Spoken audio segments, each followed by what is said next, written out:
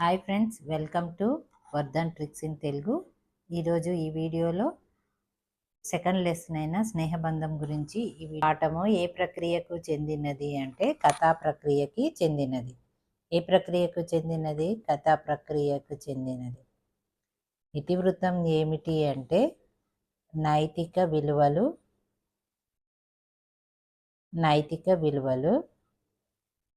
స్నేహ విలువలు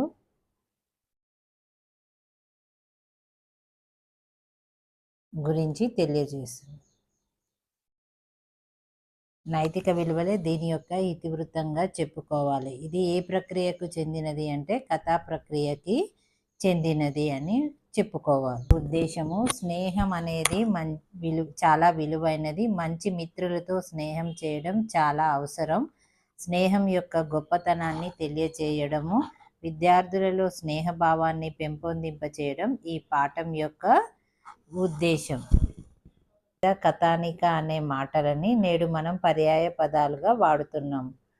కథ అంటే ఏంటంటే ఆకట్టుకునే కథనం, సరళత, పాత్రలకు తగిన సంభాషణలతో కూడుకొని ఉన్నదే కథ. ఆకట్టుకునే కథనం, సరళత, పాత్రలకు తగిన సంభాషణలతో కూడుకొని ఉన్నదే కథ. కథనం, సరళత, పాత్రలకు తగిన సంభాషణతో కూడుకొని ఉన్న కథ ఏది అని మనకి క్వశ్చన్ అడుగుతారు. ఏంటిది అంటే స్నేహబంధం. దాన్ని సంస్కృతంలో ఎవరు రాశారంటే విష్ణు శర్మ. దాన్ని ఆధారంగా చేసుకొని తెలుగులో వచ్చిందే నీతి చంద్రిక. నీతి చంద్రికను ఎవరు రాశారు అంటే పరవస్తు చిన్నయ్య సూరి. చిన్నయ్య సూరి రాసిన నీతి చంద్రికలో ఎన్ని భాగాలు ఉంటాయి? 2 భాగాలు ఉంటాయి. మిత్రలాభం, మిత్రభేదం. లో నుంచి తీసుకున్నదే ఈ స్నేహబంధం. పరవస్తు చిన్నయ్య సూరి మనకందరికీ బాల వ్యాకరణం రాశాడు అని కూడా తెలుసుకోవాలి. నాటి నుండి నేటి వరకు ప్రామాణికంగా భావించే ఏకైక వ్యాకరణ గ్రంథం ఏదంటే బాల వ్యాకరణం. ఏమేమి రచనలు చేశాడు అంటే పద్యాంధ్ర వ్యాకరణం, సూత్రాంధ్ర వ్యాకరణం, శబ్దలక్ష్య సంగ్రహం, అక్షరగుచ్చము, ఆంధ్ర ధాతుమాల, విభక్తి బోధిని, నీతి సంగ్రహము, బాల వ్యాకరణం, ఆంధ్ర శబ్ద శాసనము, నీతి చంద్రిక. బాల వ్యాకరణం అనేది ఈయన రాసిన లక్షణ గ్రంథం. ఇది వ్యాకరణ శాస్త్రానికి సంబంధించిన గ్రంథం. ఈయన రాసిన లక్షణ గ్రంథం ఏమిటి అంటే నీతి చంద్రిక. చిన్నయ్య సూరి రాసిన లక్షణ గ్రంథాలు ఏమిటి అని అంటే నీతి చంద్రిక, బాల వ్యాకరణం అని చెప్పాలి. నీతి చంద్రిక అంటే అర్థం ఏమిటి అంటే నీతుల వెన్నెల. చంద్రికలో ఏమున్నాయి? మిత్రలాభం, మిత్రభేదం అనే 2 భాగాలు ఉంటాయి. ఈ నీతి చంద్రికను రాసి చిన్నయ్య సూరి ఎవరికి అంకితం ఇచ్చాడు? ఆర్పనాథ్ దొరకి అంకితం ఇచ్చాడు. అప్పుడు ఆయన సూరి అనే బిరుదునిచ్చారు. అనగా అర్థం ఏమి అని అడిగారు. సూరి అంటే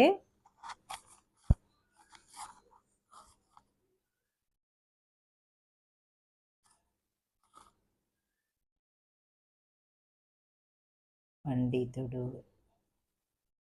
సూరి అంటే అర్థం ఏంటి అంటే పండితుడు. సూరి అనే బిరుదు ఎవరిచ్చారు అంటే ఆర్పనాథ్ దొర.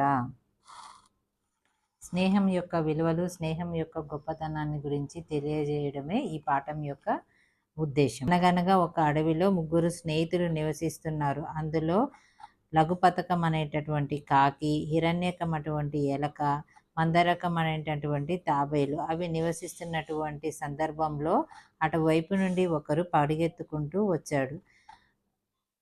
వస్తుంది. అరే ఈ జింక వస్తుంది అని భయపడుతూ ఈ 3 స్నేహితులు ఎవరి స్థానంలోకి వాళ్ళు వెళ్తూ ఉంటూ ఎలక కలుగులో నుండి దూరింది. కాకి చెట్టు మీదకి ఎగిరింది. ఒక కొమ్మ మీద వాలి చుట్టూరా చూసింది. భయపడవలసిన పరిస్థితి ఏమీ లేదని నిశ్చయించుకొని స్నేహితులను బయటికి రమ్మని పిలిచింది కాకి.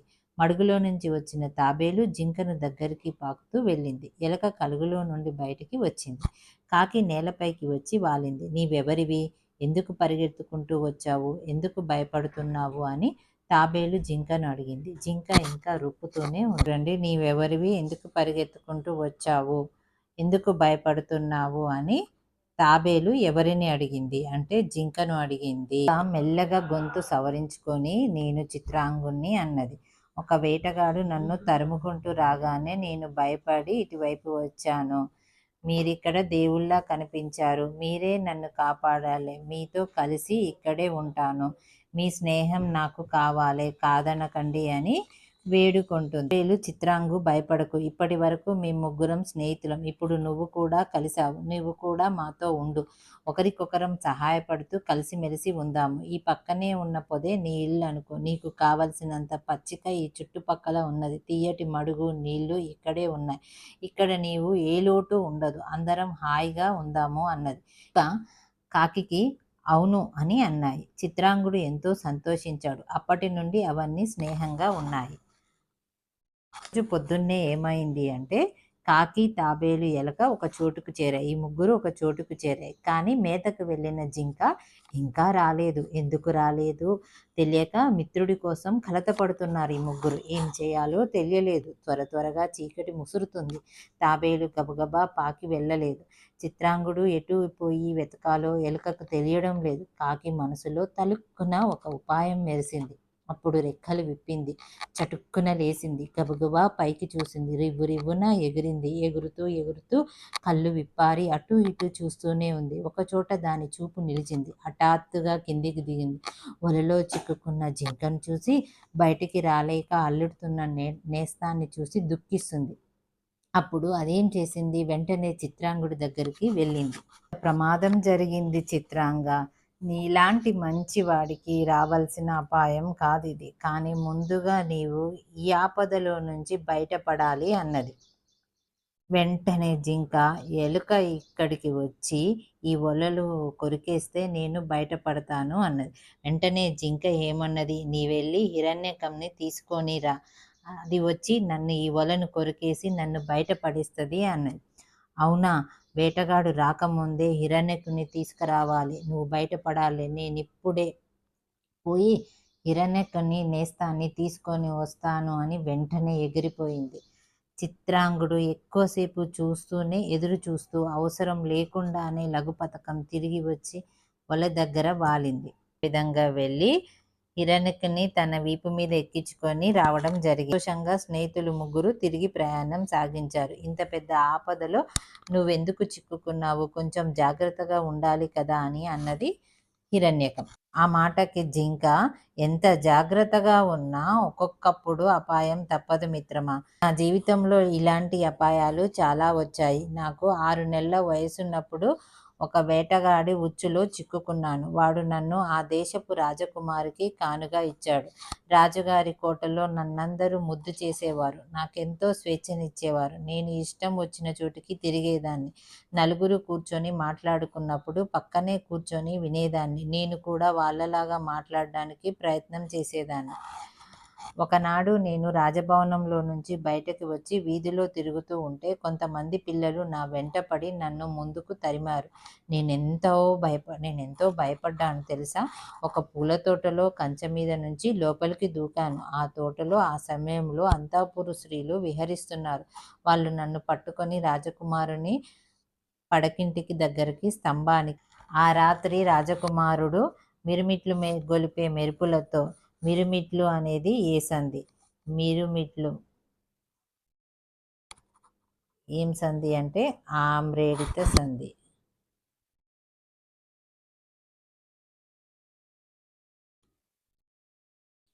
మిట్లు ప్లస్ మిరమిట్లు, మిట్లు ప్లస్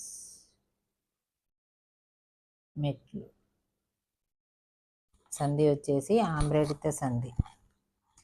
ఉరుములతో కుండపోత వాన కురిసింది. నా మీద కూడా వాన చినుకులు పడ్డాయి. చల్లగాలి వీస్తుంది. అప్పుడు నా చిన్నప్పుడు పరుగులు తీసి అడుగు గుర్తుకు వచ్చింది. నన్ను కన్నవాళ్ళు, నా స్నేహితులు గుర్తుకు వచ్చారు. ఇలాంటప్పుడు నేను వాళ్ళతో కలిసి ఉంటే ఎంతో బాగుండని అనుకున్నాను. ఆ మాటను నేను నేర్చిన మానవ భాషలో అన్నాను.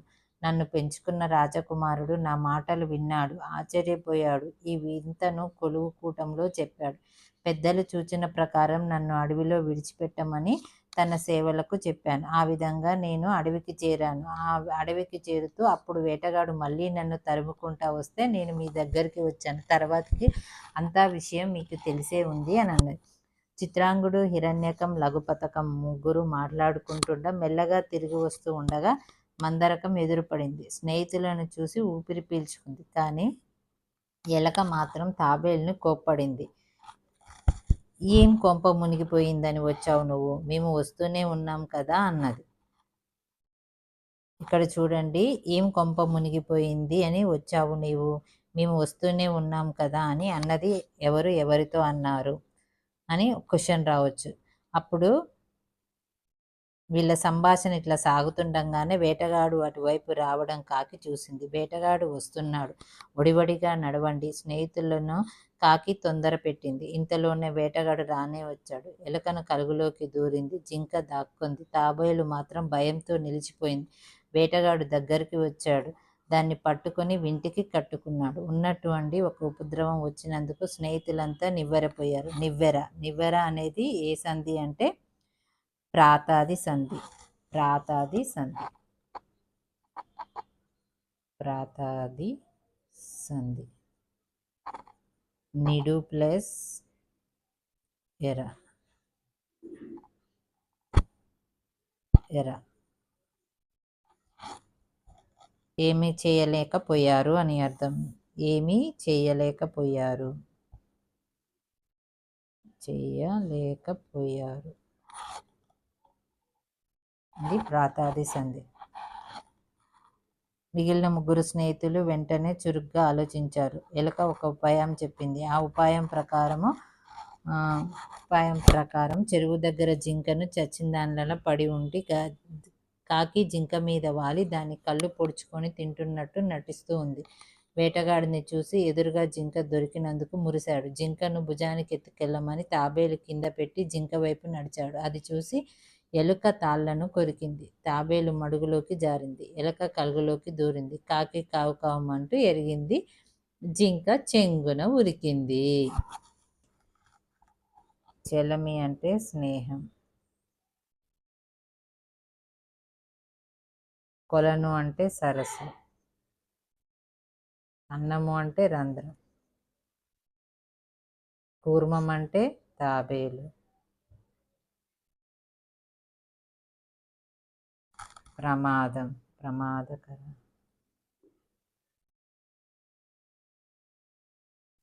నెక్స్ట్ వచ్చేసి ప్రకృతి. ఈ పాఠంలో ప్రకృతి, వికృతి పదాలు ఇచ్చారు చూడండి. అటవి అంటే అడవి, అడవి. స్నేహం, నెయ్యం. సహాయం, సాయం. రాత్రి. ఆకాశం, ఆకాశం. ఆకాశం అనేది ప్రకృతి అయితే ఆకాశం అనేది వికృతి. ప్రకృతి అనేది వికృతిగా మారేటప్పుడు కొన్ని వర్ణాలు తొలగిపోవడం, కొన్ని వర్ణాలు వచ్చి చేరడము జరుగుతూ ఉంది. దాన్నే వర్ణాధిక్యము, వర్ణ వ్యత్యయము, వర్ణ సమీకరణము. ఒక సహాయం ఏలంగా మారింది? సాయంగా మారింది. దీన్ని లోపదీర్ఘత అంటారు. లోపదీర్ఘత. వర్ణం లోపిపోయి దాని ముందు ఉన్న దానికి దీర్ఘం వస్తే దాన్ని లోపదీర్ఘత అంటారు. ఇక్కడ చూడండి, అటవి అడవిగా మారింది. ఇక్కడ వర్ణాదేశము. ఇక్కడ టా తొలగిపోయి డా అనేది వచ్చింది. ఇక్కడ వర్ణాదేశం అనేటువంటిది జరిగింది. ఇక్కడ రాత్రి అనేది రాత్రిగా జరిగింది. దీన్ని స్వరభక్తి అంటారు. స్వరభక్తి. స్వరభక్తి అంటే ఒక అచ్చు వచ్చి అదనంగా చేరితే దాన్ని స్వరభక్తి అంటారు. ఇక్కడ చూడండి, రాత్రి ప్లస్ రాత్రిగా మారింది. ఇక్కడ చూడండి, దీన్ని విడగొట్టండి. రూ ప్లస్ ఆ ప్లస్ రూ ప్లస్ ఈగా మారింది. అదే రాత్రిని విడగొడితే రూ ప్లస్ ఆ ప్లస్ తూ ప్లస్ ఈ ప్లస్ రూ ప్లస్ ఈగా మారింది. ఇక్కడ చూడండి,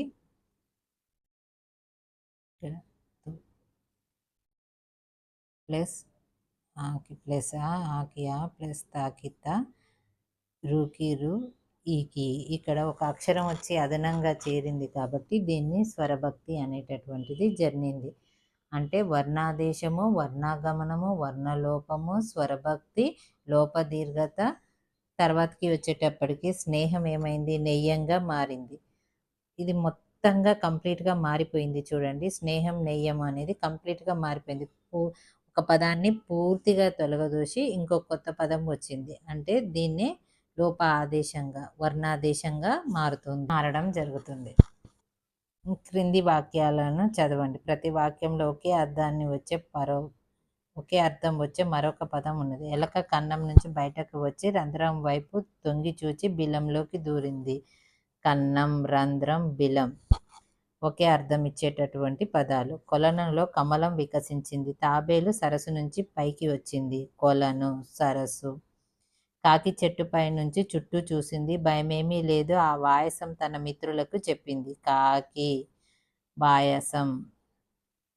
కాకి, తాబేలు, ఎలక సఖ్యం గొప్పది. ఇప్పుడు వాటికి జింకతో నెయ్యం కుదిరింది. సఖ్యం, నెయ్యం. వీటినన్నిటినీ మనం పర్యాయ పదాలుగా చెప్పడం జరుగుతూ ఉంది.